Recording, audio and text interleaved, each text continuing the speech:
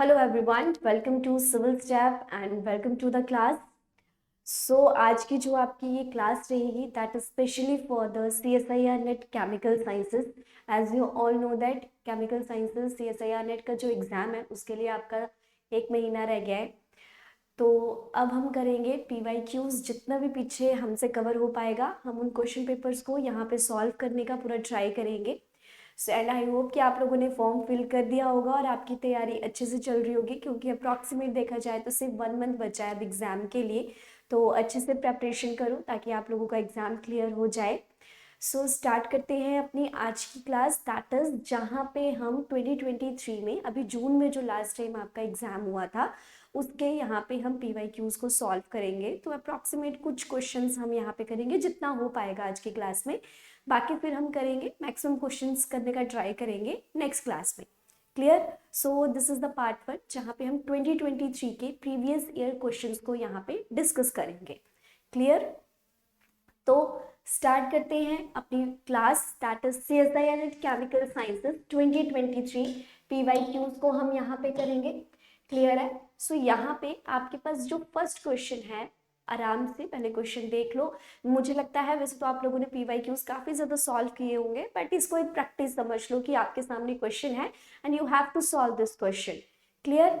तो first question यहाँ पे कहता है the EI electron impact mass spectrum of propylene cyanide will show a base peak at MYZ value of. आपके सामने एक कंपाउंड दिया गया है और मास स्पेक्ट्रम के अकॉर्डिंग ये पूछा जा रहा है कि जो बेस पीक आएगी मतलब इसमें से हम किसे बेस पीक मानेंगे और उसके साथ हम उसकी MYZ वैल्यूज को भी देखेंगे. क्लियर. तो जैसे आप देख सकते हैं यहाँ पे ऑप्शन 1 में है दैट इज 54, देन है 26, देन है 41 एंड देन है 70. तो किस तरीके से हम इस क्वेश्चन को सॉल्व करेंगे पहले आप थोड़ा सा खुद से भी ट्राई करो. देखो यहाँ पे आपके पास ना 3 टाइप के जो हैं वो मॉलिक्यूल प्रेजेंट है that is the methyl, then आपके पास इथाइल वाला आ जाएगा और उसके बाद आपके पास साइनाइड प्रेजेंट है.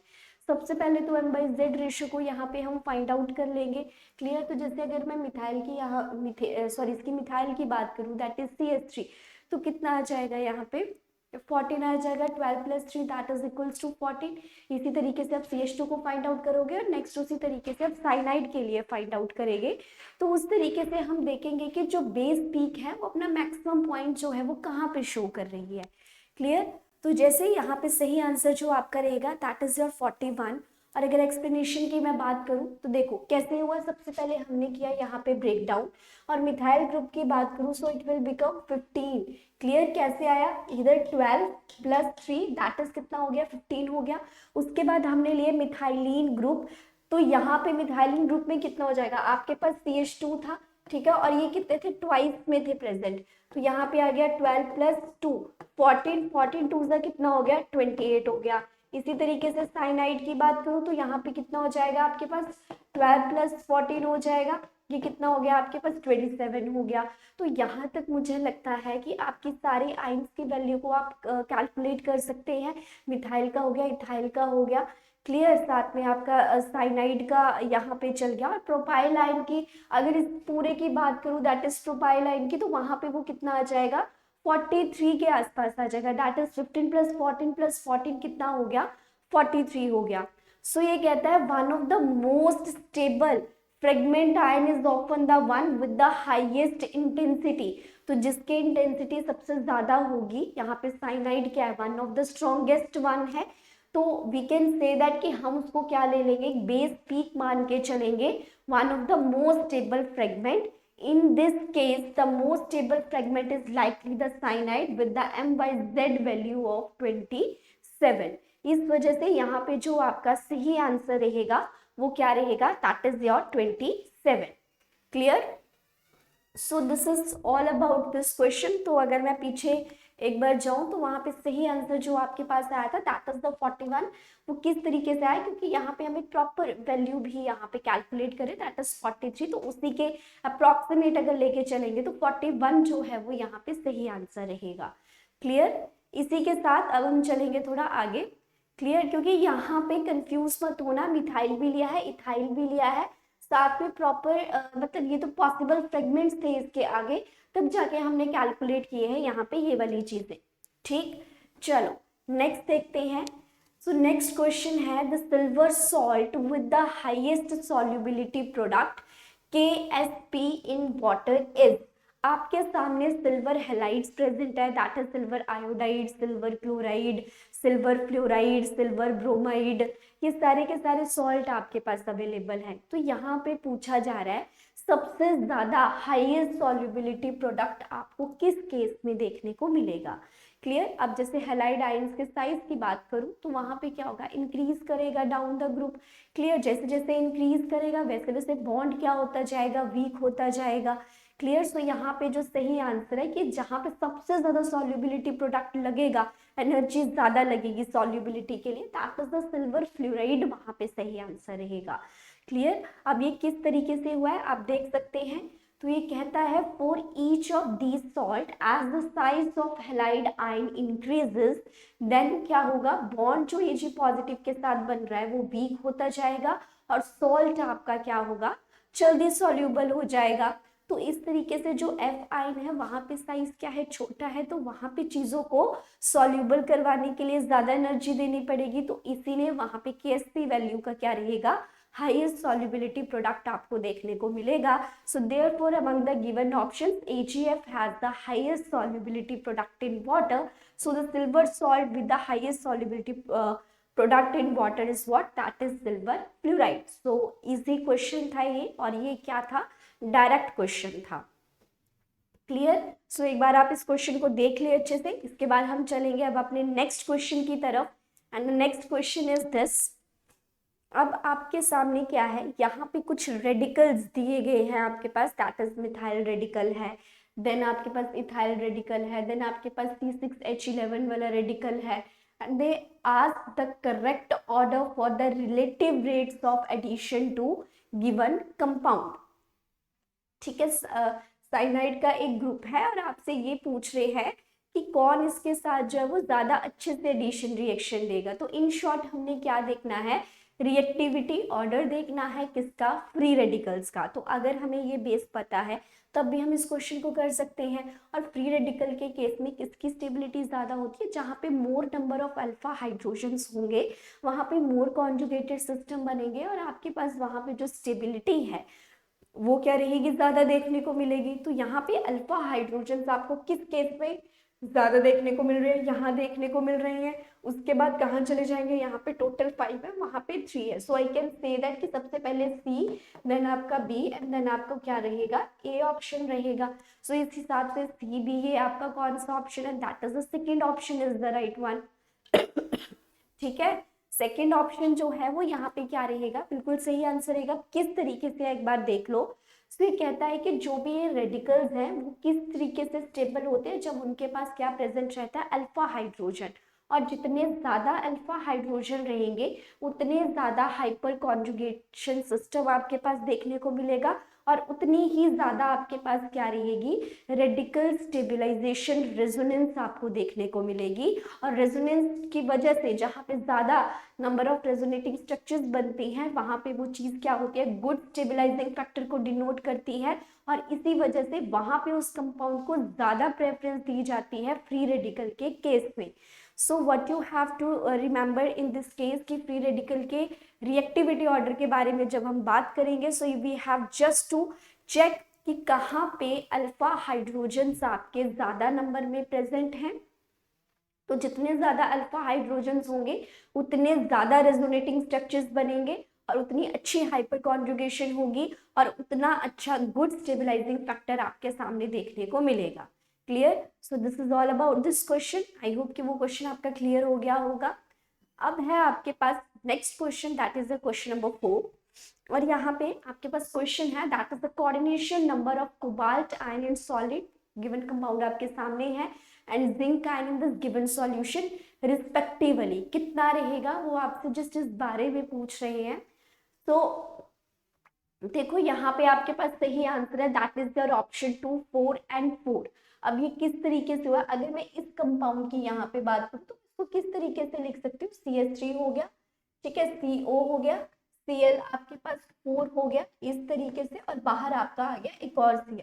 तो मतलब आई कैन से दैट कि सेंट्रल मेटल एटम के साथ कितने बॉन्ड्स बन रहे हैं, 4 बॉन्ड बन रहे हैं। दैट मीन्स कि कोऑर्डिनेशन नंबर की बात करी जाए तो कितना आएगा, 4 आएगा यहाँ पे। और इसी तरीके से अगर मैं यहाँ बात करूँ तो ये भी इसी तरीके से बनेगा, that is NH4 zinc. Clear. यहाँ पे आ जाएगा आपका Cl4 एंड बाहर आ जाएगा आपका Cl। तो आप यहाँ पे भी देख सकते हैं कि यहाँ पे भी आपके पास 4 कोऑर्डिनेटेड आयंस हैं। So that is why here coordination number is also becomes equals to 4. So here the right answer is what? Option 2 जो है वो यहाँ पे आपका क्या रहेगा, सही आंसर रहेगा। प्रॉपर एक्सप्लेनेशन की बात करूं, अब जैसे देखिए आपके पास सीजियम वाला कंपाउंड था, तो यहाँ पे cobalt ion can be determined bye analysing. तो इस तरीके से ये सॉलिड फॉर्म में एग्जिस्ट करता है, ठीक है। टेट्राक्लोरोकोबाल्टेट सीजियम है और साथ में क्लोरीन है। तो यहाँ पे हर एक कोबाल्ट आयन 4 क्लोराइड आयन से घिरा हुआ है, इसीलिए यहाँ पे जो आपका कोऑर्डिनेशन नंबर रहेगा वो कितना रहेगा, 4 रहेगा। सो इसीलिए यहाँ पे जो सही ऑप्शन था दैट इज व्हाट, ऑप्शन 2। और इसी तरीके से अगर मैं यहाँ पे बात करूँ तो सॉलिड फॉर्म में ये इस तरीके से एग्जिस्ट करेगा, और यहाँ पे हर एक जिंक आयन 4 क्लोराइड आयन से घिरा हुआ है। सो इसी वजह से यहाँ पे जो आपका कोऑर्डिनेशन नंबर है that will become equals to 4. So that is why option 2, 4 and 4 is the right answer. Clear है ये बात? I hope that these things are clear to all of you. Now next question. Okay, so अब आपके सामने ये question है, last exam में हमने ये क्वेश्चन देखा था। That is among the following the correct thermodynamic equation of the state is। और ये एक डायरेक्ट स्टेटमेंट थी, मतलब कि डायरेक्ट आपको यहाँ पे चीजें सॉल्व करनी थी। If you know the formula तो आप आसानी से इस क्वेश्चन को जो है वो यहाँ पे कर सकते थे। और हमें जो है वो डायरेक्ट किसके बारे में बात करनी थी, यहाँ पे H=U-TS वाला यहाँ पे फॉर्मूला आपका अप्लाई हो रहा है, ठीक। सो उस हिसाब से यहाँ पे जो सही आंसर रहेगा that is your option 2 is the right one. और ये किस तरीके से हुआ है, देखो यहाँ पे जो स्टेटमेंट आपकी यूज की गई है that is the DU=TDS - PdV। Clear है? सो देख लो यहीं से DU - TDS TDS - PdV. So when you differentiate it, curl U that is curl V at the constant temperature। अगर टेम्परेचर के विद रिस्पेक्ट टू करें तो यहाँ पे टेम्परेचर बाहर curl S upon curl V at the temperature T and minus आपका क्या हो जाएगा, प्रेशर हो जाएगा। सो बस यहाँ पे ना एक केस था जो हम फाइनल, मतलब अगर हम एक नॉर्मल वहाँ पे डेरिवेशन भी कर रहे हैं इंटरनल एंथैल्पी से रिलेटेड, तो आसानी से ये चीजें वहां पे सॉल्व हो सकती थी। क्लियर? केस से डायरेक्ट यहाँ पे क्वेश्चन पूछा गया है। सो that is why here the right answer is what, that is your option 2 जो है वो यहाँ पे आपका क्या रहेगा, सही आंसर रहेगा। क्लियर है ये बात? चलो आगे चलते हैं। So next question is this. Okay, so यहाँ पे ये पहले थोड़ा डिस्प्ले हो गया है, इग्नोर इट। क्वेश्चन देखो, considering nitrogen as a central atom the structure of the given compounds. अब आपको ना यहाँ पे इनके स्ट्रक्चर्स के बारे में पूछा गया है। That is the question based upon the VSEPR theory से भी आप इस क्वेश्चन को आसानी से कर सकते हो। अगर मैं यहाँ पे ये देखो CH3 है, नाइट्रोजन के ऊपर लोन पेयर है, देन आपके पास कार्बन है एंड देन आपके पास सल्फर है, और यहाँ पे क्या है, सिलिकॉन है। अब सिलिकॉन के पास क्या होती हैं, एम्प्टी d ऑर्बिटल्स प्रेजेंट रहती हैं। तो किस तरीके का स्ट्रक्चर यहाँ पे फॉर्म होगा? So you can say that कि जो आपके पास मिथाइल वाला ग्रुप था जहाँ पे नाइट्रोजन के साथ बॉन्ड बन रहा था, here the shape is bent shape, और सिलिकॉन वाले केस में आपकी जो शेप रहेगी that will be the linear shape. तो उस हिसाब से यहाँ पे हमें देखना है कि बेंट और लीनियर कहाँ पे है। सो ऑप्शन 1 जो है वो यहाँ पे आपका क्या रहेगा, सही आंसर रहेगा। और अगर मैं इसकी एक्सप्लेनेशन की और बात करूं, अब देखो अब आपके पास ये क्या था, बेंड स्ट्रक्चर था। एक हमें और चीज कहाँ से पता चल गई, ये बेंड स्ट्रक्चर है। देखो नाइट्रोजन है, यहाँ पे डबल बॉन्ड की फॉर्मेशन हो रही है, डबल बॉन्ड की फॉर्मेशन हो रही है, दैट मीन्स की sp2 हाइब्रिडाइजेशन है। sp2 हाइब्रिडाइजेशन मतलब 2+1 3, but having the lone pair तो डिस्टॉर्टेड बन जाएगा और वो शेप चली जाएगी आपकी बेंड शेप में। सो that is why here it is what, that is bend structure.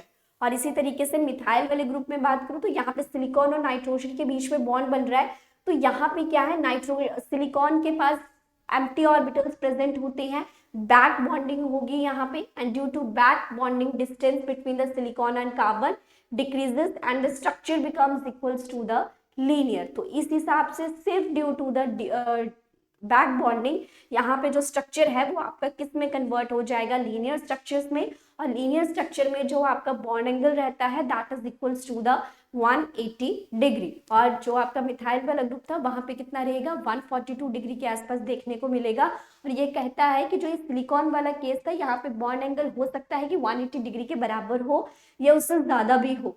क्यों ऐसा है, क्योंकि यहाँ पे स्टीरिक फैक्टर और बैक बॉन्डिंग फैक्टर दोनों के दोनों आपके क्या करेंगे, डोमिनेट करेंगे। Clear? So this is all about this question, जहां पे आपका सही आंसर है दैट इज योर ऑप्शन 1। चलिए अब चलते हैं नेक्स्ट क्वेश्चन की तरफ, and here is the question, among the following the nuclear magnetic resonance in active nucleus is। बहुत अच्छा क्वेश्चन था ये। तो यहाँ पे डायरेक्ट आपसे क्या पूछा जा रहा है कि इसमें से जो NMR इनएक्टिव मॉलिक्यूल है वो कौन सा है, जो NMR में आपको रिजल्ट्स नहीं देगा। अब आपके पास नाइट्रोजन है, फॉस्फोरस है, मैग्नीशियम है एंड सिलिकॉन है। सो आप थोड़ा सा ट्राई करो कि क्या आंसर जो है वो यहाँ पे सही हो सकता है। सो एनीवन, देखो हमें तो मेन मतलब किससे है यहाँ पे, न्यूक्लियर मैग्नेटिक रेजोनेंस में न्यूक्लियस के ऊपर हम ज्यादा फोकस करते हैं।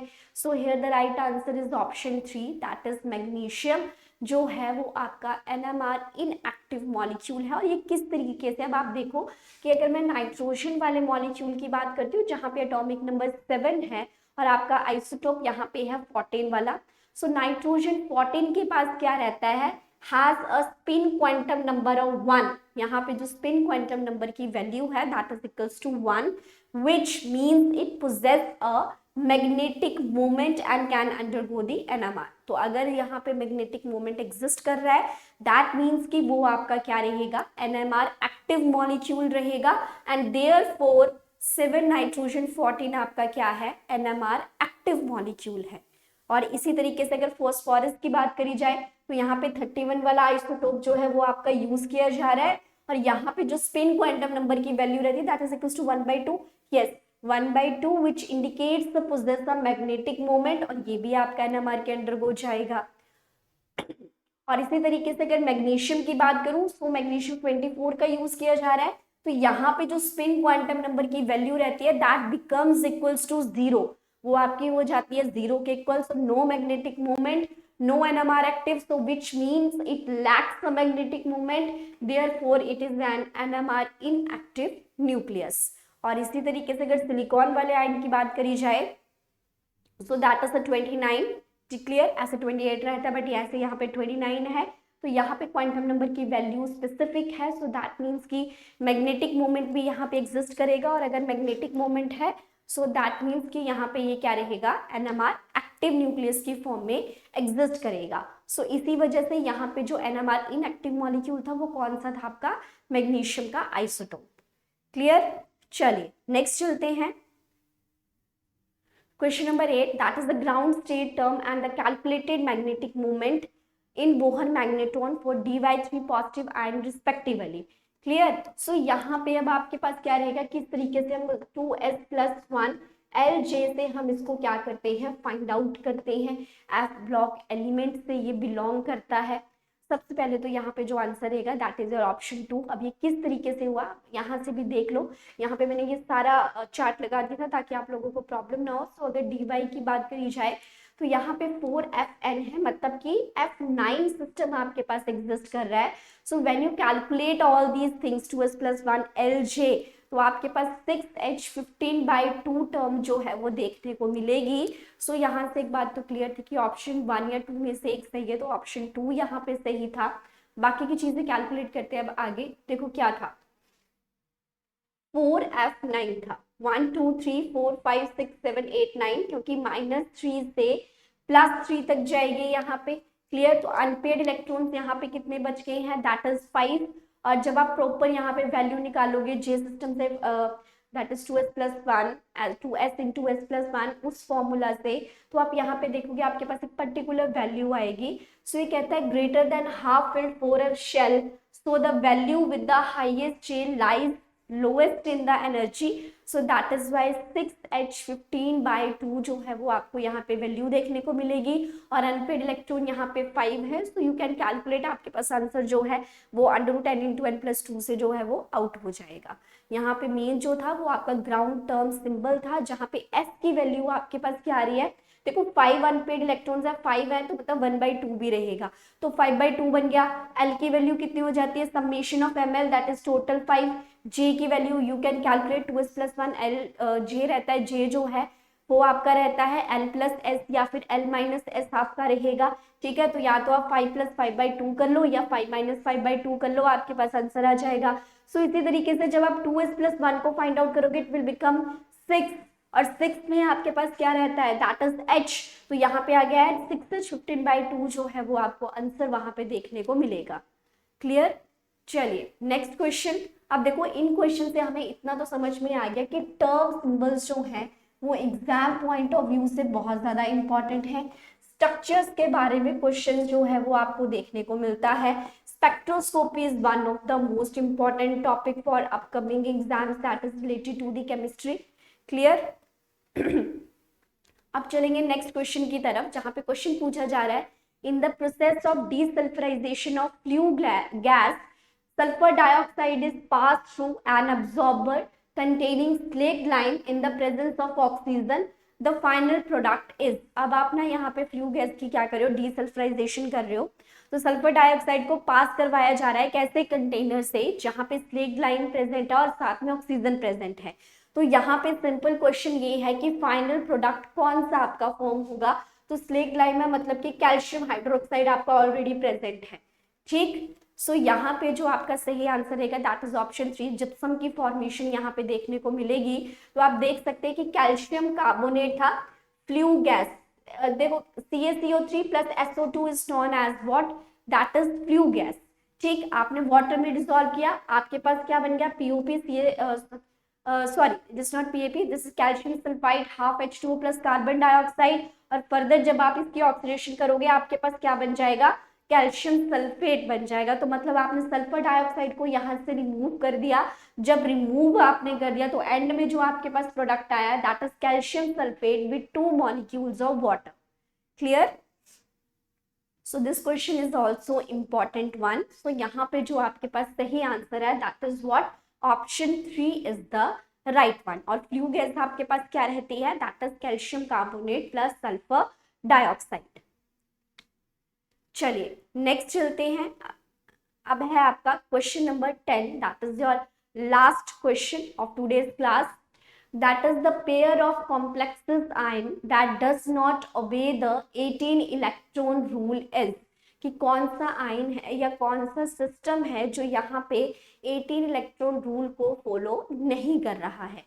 अगर मैं फर्स्ट ऑप्शन की यहाँ पे बात करूं, वेनेडियम, तो क्या एटॉमिक नंबर रहता है, 23 रहता है, वहां पे 3d3 4s2 रहेगा वहां पे, ठीक है। और कार्बोनिल है, दैट मीन्स 2 कंपाउंड्स की 2 इलेक्ट्रॉन्स डोनेट करेगा ये, तो एक तो हो गया 6 2 12, और वेनेडियम के केस में कितना हो जाएगा आपका, दैट इज 23, 3d3 4s2, ठीक है, 5 हो गया, तो 12 + 5, तो that is not becomes equals to 18। Clear. और अगर इधर बात करूं टाइटेनियम के केस में, तो 4 प्लस आ जाएगा आपका, साइक्लोपेंटाडाइनाइल कितना करता है, 6 करता है, 2 6 12 + 2 और हो जाएगा, नहीं रुको यहाँ पे कुछ गड़बड़ हो गई है, ठीक। तो यहाँ पे आई मीन टू से कि यहाँ पे ये चीज जो है वो 18 इलेक्ट्रॉन रूल को फॉलो नहीं करती है। अच्छा सॉरी, मैंने वहां पे 2 लिख दिया था, टाइटेनियम में टोटल 4 आ जाएंगे, दैट इज 3d2 4s2, तो उस वजह से ये जो कॉम्प्लेक्स है वो यहाँ पे 18 इलेक्ट्रॉन रूल को फॉलो नहीं करेगा, so that is why option 1 is the right one। Clear. और इसी तरीके से मैग्नीज की बात करी जाए या ब्रोमीन की बात करी जाए, so that they will follow the 18 electron rule. For example manganese का क्या रहता है आपके पास, 3d5 4s2, ठीक है, 7 हो गए, ब्रोमीन 8 हो गया, 10 आपके पास कार्बोनिल से आ जाएंगे, सो टोटल आपके पास कितने हो गए, 18 हो गए। सो इस वजह से बाकी के जो सारे कंपाउंड्स जो हैं वो 18 इलेक्ट्रॉन रूल को फॉलो करते हैं। So this is all about today's class। Next class में हम थोड़ा ज्यादा क्वेश्चंस करेंगे और थोड़ा डिटेल में करेंगे। Clear? So this is all about today. I hope कि आपको इतने से क्वेश्चन समझ में आ गए होंगे। Thank you so much.